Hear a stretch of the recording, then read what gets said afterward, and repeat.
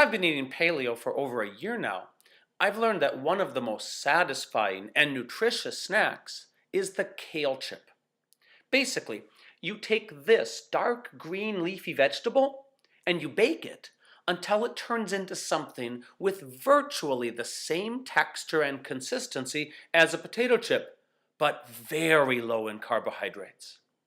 Now, you can find a lot of varying descriptions for how to make kale chips on the internet. In this video, I'll show you step by step a method my wife and I developed by trial and error, which now consistently delivers what I consider to be the perfect kale chip.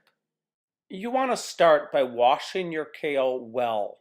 We put about 3 full bunches of kale in our sink and we use a vegetable-based wash on them and we rinse at least twice. Then you can merely strip off the kale, avoiding the large stem and veins inside them. Leave fairly large pieces as you then put it into a salad spinner.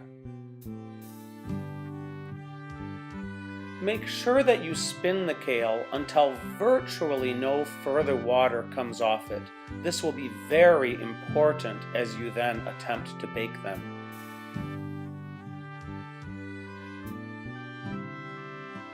We consider what fits in the salad spinner, not too overloaded, to be exactly enough for one batch on the cookie sheet.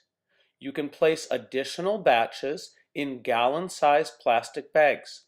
As long as you have dried them very well, place them in the refrigerator and these will keep for up to 5 days for subsequent kale chip batches.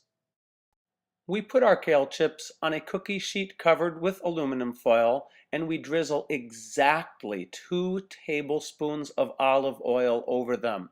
We have experimented with less and less oil until we arrive at this as the perfect amount that will leave the final kale chips not too oily. Some recipes will tell you just to toss the oil and the leaves together before baking. We have found that taking the time to individually rub olive oil across the surface of all the leaves arrives at a fantastic product in the end.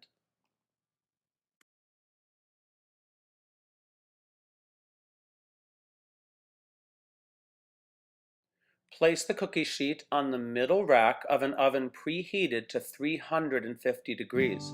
Some recipes will use a higher temperature and less time. We have found that lower temperature and more baking time produces a better kale chip. After about a half an hour, take them out and you will find that some of the leaves in the middle are still a little wet. Take those and move them to the sides and the corners, putting the chips that are more done into the middle area.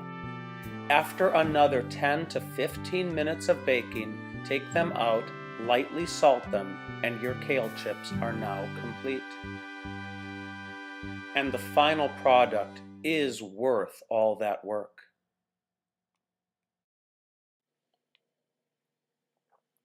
And now we're ready to enjoy the final product, the kale chip.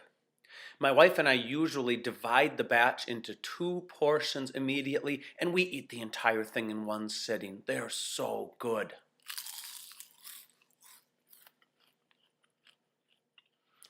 God bless and good health.